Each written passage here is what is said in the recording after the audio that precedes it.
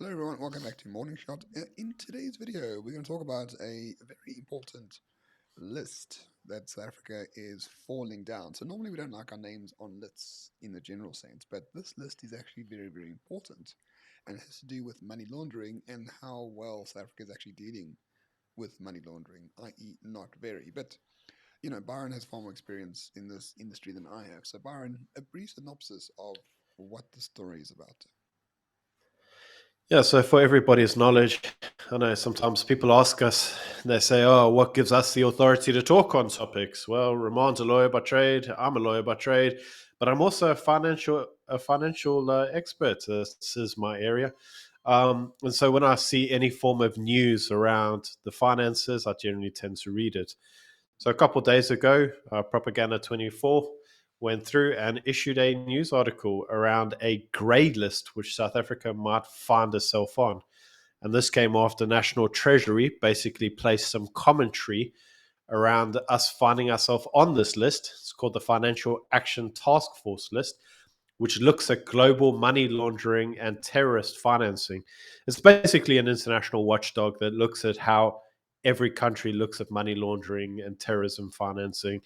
And it basically says the country's risk profile, and the higher, obviously, the risk of the country, the greater the chance of money laundering and terrorism funding there is, which means that basically countries have a greater degree of control or regulatory oversight on the exchange that goes on. Right. And So, what does it actually essentially, mean? you don't want to be on this list, Mhm. right? No, you don't want to be on that list, because essentially, if you are on that list, and there are noticeable countries that are, it basically means that you're a hotbed for terrorism or money laundering. So, an example of it would be Cuba. Cuba's on the list. So, you know, Cuba. That's kind of ironic because South Africa and Cuba. Oh well. Anyway, the whole point of the list is basically to say, if you're on that list, banks have to put in control, have to put appropriate controls between you and them. So if you're on that list, it means that you can't transfer money as easily.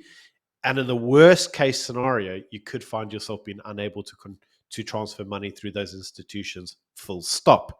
So the possibility is that we will go onto this grey list. The reasoning being because our anti-money laundering slash terrorist funding controls or regulatory framework in this country is poor. So you might ask yourself, well, why is it poor? Well, that's a very easy thing to explain. It's not really around Just the to interrupt, FSCA's Byron, controls. I keep hearing about how great our banking system is, right? Like it's how advanced it is, how secure it Yeah. is. I mean, listen, I miss a payment somewhere and I get like a summons, but the Guptas send 10 billion rand overseas like in 2 days, and no one says a word. Absolutely. Absolutely. And that's what I was about to say. It isn't actually around the FSCA's controls. The FSCA's controls are actually pretty good. A lot of our banking systems, especially with SARS, is pretty good. And so the actual tracking of money through the country and the way that it's transferred is actually pretty good. The fundamental risk, which has been highlighted in the article, isn't actually that of our, how should we say, our ability to track or see where the money is coming from. It actually centralizes around the prosecutions for those that we see engaged in this, and that is the prosecutions are nil. So because the actual MPA isn't actually willing to prosecute these things, and a lot of the people that are engaged in money laundering go free, I don't think anybody in the audience is surprised to hear this. This essentially gets us onto the grey list, and essentially, if it continues and there's no improvement, it gets us onto the blacklist. The blacklist then meaning we lose our ability to trade internationally. So it's a pretty serious thing, but I think it's also endemic of what's going on in the country. There is zero accountability, and no one's being prosecuted for anything relating to fraud. Right. So let's see it this way, right? So the ANC refuses to sort of take action against people implicated in corruption because they are one and the same people. This is having the effect of our sort of financial system not being trusted by international banks or international institutions. And therefore, because we refuse to prosecute anyone involved in not terrorism but corruption, our entire banking system is under threat by going on this grey list, which will make business with South Africa far more difficult than it More currently is. difficult. Correct. 100% correct. So the actual problem isn't, so when we refer to it as money laundering and terrorism, it's kind of like they view it from an international stage as the same thing. Because if you essentially, they say that the majority of money laundering is used for the purposes of funding terrorism. But when it comes through to South Africa, that's not really true. A lot of the money laundering that occurs here is just a way to export currency from South Africa to a safe haven abroad. Now, the vast majority of, should we say, developed countries have already put processes in place to stop that from occurring. And we actually have those processes. We just don't follow them, which again, I don't think comes as a surprise. As you very rightly said, that I transfer money to South Africa from the United Kingdom every single month. Every single month, SARS send me a question going, "What's this for?" But and it's nowhere near the kind of money that the Guptas transferred, but they transferred billions to India and everywhere else, Dubai and whoever else knows, and no one blinks an eye. So I think it's that disparity that means that's why we're going on the grey list. So unfortunately, we have to deal with that old chestnut about the ANC has the best policies, but they're just not implementing them properly, right? Yeah. So we have FICA, we have like a huge amount of bank regulations and whatever the case might be. But unfortunately, in this case, or fortunately for those who are corrupt, they're not being implemented at all. And all the institutions that are supposed to have checks and balances on these things are full of catered employees, who will do anything they can for the mothership known as the ANC. But all in all, this is having the effect on people like you or people who have businesses overseas that interact with South Africa.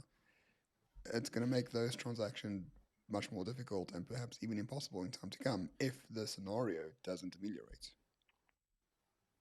Yeah, I mean, okay, so we cover this in other videos as well, but everybody wants to know what the analysis on this is. They're like, what's the news analysis? So rather than just the news and us reacting to it. So the actual news analysis is this: South Africa needs foreign investment, and that investment needs to come in here, which means that currency needs to come in here. Two things are going to be problematic for the foreign investor.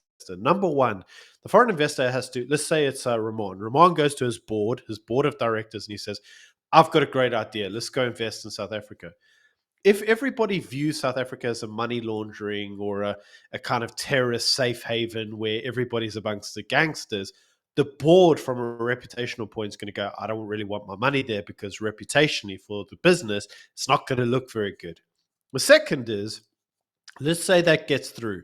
So Ramon convinces the board, we're going to set up in South Africa, we're going to set up an office there, we're going to make some cash. Well, you set up an office here, you've got to send money. So what happens when you give the instructions to your bank? You go to, I don't know, Deutsche Bank, and you say, please send 10 million rand over to South Africa. If Deutsche Bank go, well, what's the money for? Where's it come from?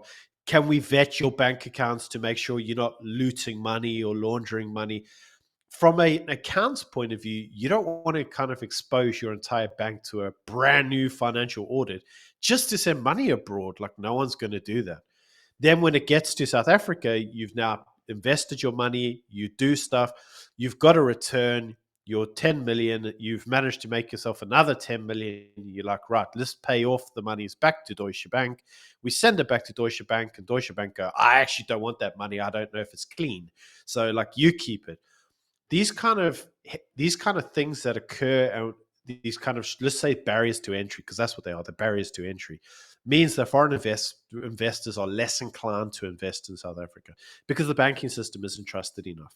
So that's what the potential implication is.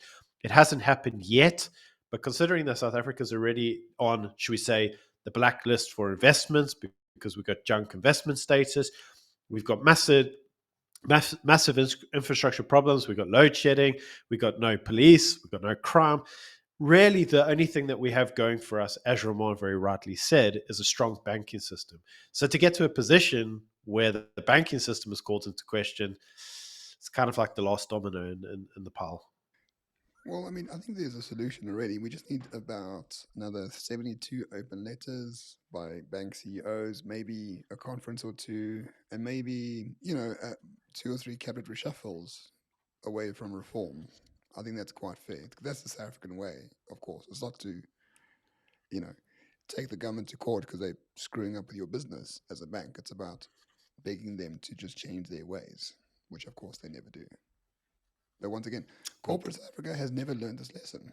The Afrikaners understand it, AfriForum understand it, Sakaliga understand it, DRSA understands it. For the government to respect you, you have to fight them. If you don't fight the government, they don't respect you and they treat you like a little bitch, which is what they do all the time. Yeah, I think that to be fair to corporate South Africa, their scaredness comes from the ANC's ability to regulate. So let's just say, for example, in the banking industry, if the banks push back too hard, all the government does is it just introduces some new bullshit regulation, which says that the banks need to fork over X amount of money to an ANC cater somewhere or other, and they're going to do it under, I don't know, some B bullshit framework. So that's always the risk. It's the same thing for NHR. A lot of the medical aid or Discovery, for example, Discovery is kind of set there, kind of trying to pay the middle line, going, well, as far as we can see it, there's only two options: either we're going to make it obsolete and the business closes, or we're going to get in there as a preferential supplier. What they don't see is they don't see an alternative to the government position, which is NHR, which is why Discovery, as an example, have been very keen to accept NHR. And that's what we see quite a lot in corporate South Africa. They're kind of petrified of the government, so they attempt to appease it. But in appeasing it, it just gets worse for you. It's never going to improve. I So, fundamentally disagree it's with you. 100% correct. The corporates are not afraid of the government at all. They share the same vision for South Africa, the sort of rainbow vision, Nelson Mandela, kumbaya bullshit, but they don't trust them because let's just be honest, corporate SA is a bit racist in this regard. Like the black government, they have great ideas, but we would rather implement it on their behalf. So we'll Mm. just meet with them and have conferences and have jolly, gin and tonics by whatever 5-star resort and get together and form a consensus about what's going to happen going forward. The government loves that sort of stuff because it really shows them that corporate SA is easy to bully. Based on my sources in the ANC and otherwise, the ANC respects you more when you fight them because they have the balance of Yeah, forces principle, right? If correct. everyone disagrees with the ANC, they see you as a little bitch, and that is exactly what corporate SA is and has been ever since the days of apartheid for the most part. So now that corporate SA might even, how can I explain, suffer due to this grey listing, it's on them, right? It's not on the government. It's completely on them for being little bitches. Simple. And with that bombshell, I think we're going to turn it over to everybody in the audience. So, what we would like you to do is you can either agree with me and say corporate South Africa is scared of the government, they're scared to be regulated into oblivion, or you can agree with Ramon and say they're a bunch of little bitches who just kind of sit there and curtail to the government because what else are they going to do? So, let us know in the comments below. But I think that's probably us for now. Hey, Ramon. Yeah, just comment scary bitches all the way through, then I win. Thanks, everyone. Speak soon. Cheers, Take it cheers. easy. Cheers. Bye.